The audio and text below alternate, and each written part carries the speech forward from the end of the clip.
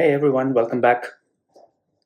So, another video from me, a little bit late, about 10 months. That's because the car was in a workshop undergoing massive suspension repairs. It had gone through a terrible accident about 10 months ago, and the entire suspension needed to be changed. Shock absorbers, cross members, rear cross member, front cross member, control arms, and the works. And it took so much time because the cross members, there was no readily available part for this car. They had to be remanufactured in Japan, and that took time. And then after all that was done, the body work, and finally the car came back to me. So yeah, so this is about the reverse gear switch. And so why am I making this video? I wanted to change out the switch, but I couldn't find any video online for this car specifically. On how to and what to do to make this thing work again. So nighttime or anytime you need that rear view camera or the lights, you engage the reverse gear and nothing happens. I mean, the gear of course engages and the car does reverse, but the lights don't come on, the camera doesn't come on. So here goes. Hope you enjoy the video. Hope it's informational. If you like it, please give me a thumbs up and consider subscribing. Try to keep it relevant. And thanks again. Okay, so I'm having a problem with my reverse light not coming on when I engage the reverse gear. And here's what I'm going to show you. Yeah, excuse my feet. I was wearing flip-flops and it's a hot day. But anyway, I engage my reverse gear, and as you can see from inside the car, the rear view camera shows no video signal.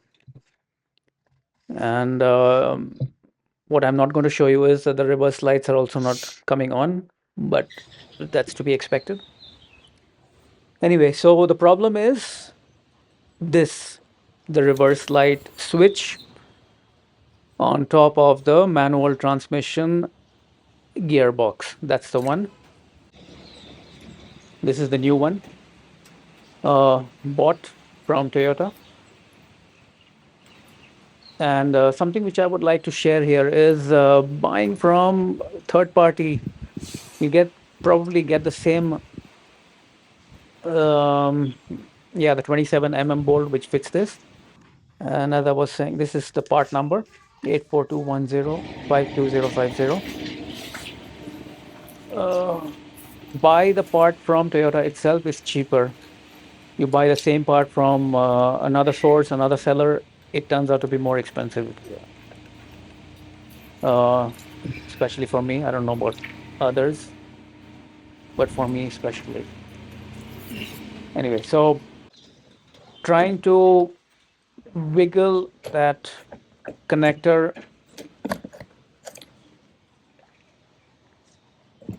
not possible by hand. I wanted to have some space, so I removed the air box out of the way, and here's what I'm showing you. A few bolts. I won't elaborate much because I think there are many videos out there, and if you are a DIYer, you would know how to remove an air box quite easily.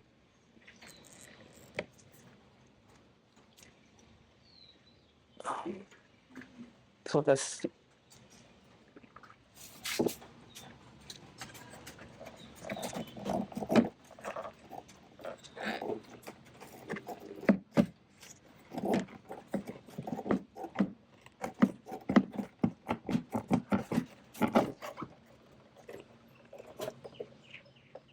air filter is pretty filthy, but I can still see sunlight or light through the filter, so I decided not to change it. Where I stay, it gets quite dusty, and it's less than 6 months old, but it looks like that, unfortunately.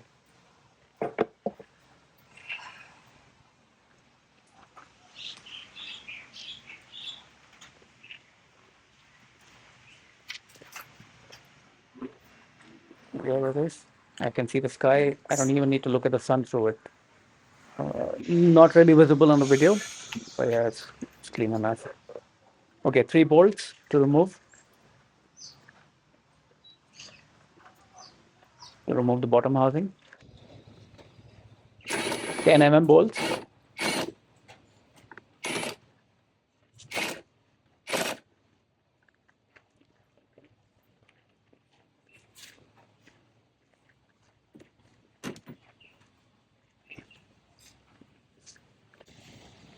These are the two longish type bolts which are together, longer in length, and one which is smaller towards the starter. Now the box can just come out of the way. The intake opening is connected to it, so you'll just have to wiggle it out of that. There it is.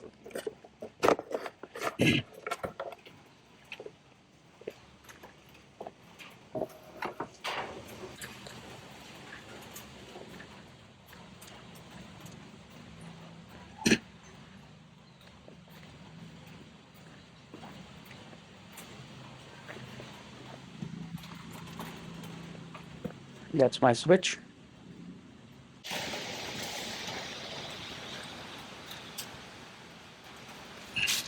Now, it's never been removed considering the life of this car, and it took a lot of wiggling, and I had to use a flathead screwdriver to push in on the lock connector switch, or whatever you might want to call it, make it loose a little bit, and then I wiggled and wiggled and wiggled, and it took a good minute of wiggling for me at least for it to finally come out.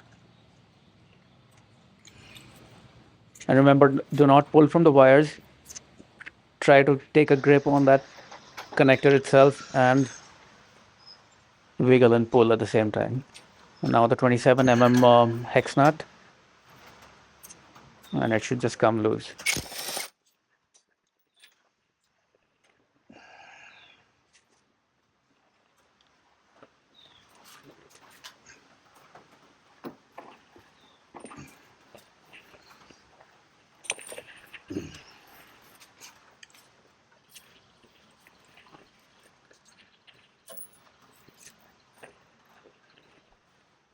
So there's the switch, the old one.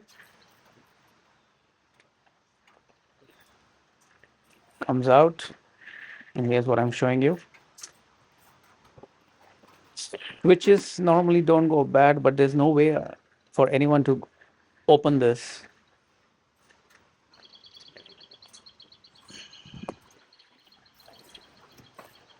But if there was a way to open that switch, the electric connectors are probably just have some carbon buildup on them, and cleaning up those connectors and the switch can work again. But in this case, there's no way to open up this switch, so best bet is to buy a new one. So the old one on the left, a new one on the right. Mechanically, it's the old one after 20 years is still in good condition, excellent condition, I would say, except for the dirt.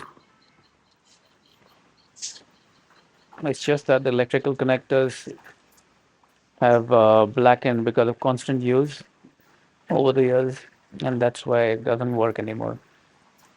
Works intermittently, sometimes yes, sometimes no, but it's better to have it replaced. Right, so the washer, the crush washer, the rounded bit should be facing the transmission box, and the flat end should be um, into the switch, and you have to torque it But first, before torquing, hand tighten it so that you know that it is not cross-threading, right? Once it's in place, you can torque it 40 Newton meter. In my case, NM, which I'm using,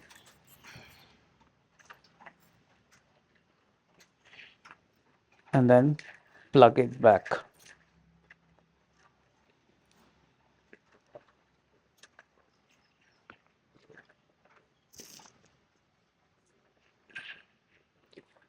The connection seemed clean enough. I just have wanted to see if I could see the metal parts being reflected of the light, and it was.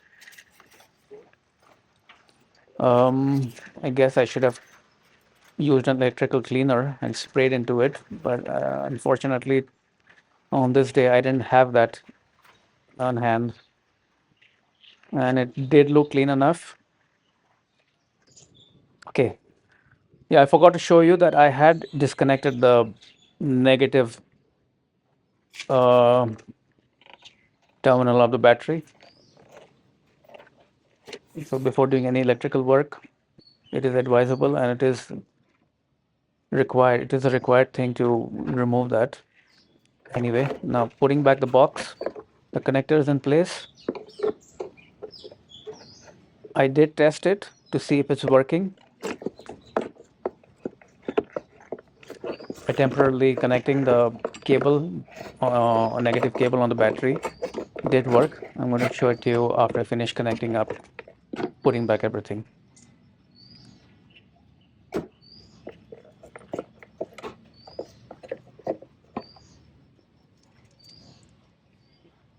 Now, the thing about these, the air box, the bottom part, there will be three rubber, you can call them washers. The rounded bit, the smaller bit should be facing down, and the larger ones are here up on top. Mine have actually deteriorated on top, but the bottom ones are still okay. So I am reusing them, and maybe because there's no option for me to buy a washer on its own.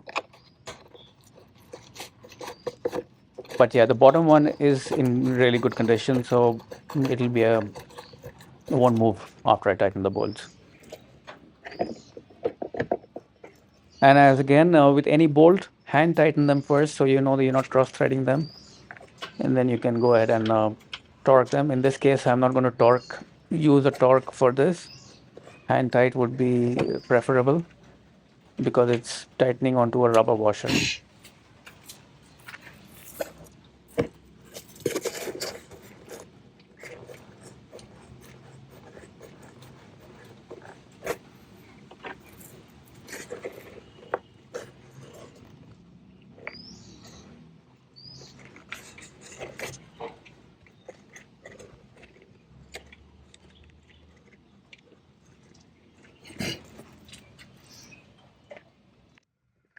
Okay, so anyway, I'm not going to show you anymore. So voila, it works. That's my garage and the view from my garage on the back. And if you go back, I'll be able to see the light. So that's what it was. Hope you enjoyed. Hope it was informational. And yeah, one thing I wanted to share was the car was in a workshop, a good workshop at that, for about 10 months. And like any workshop anywhere in the world, if a car goes into a workshop for any period of time, longer than a day, I guess, some other thing eventually goes wrong as well, either immediately after or maybe a few days later. So that's what it is, and these are the few things which I'm trying to fix and make videos on, especially on stuff which is not online. And maybe there'll be more videos to come as well. Thanks again, and have a great day, all of you. Enjoy.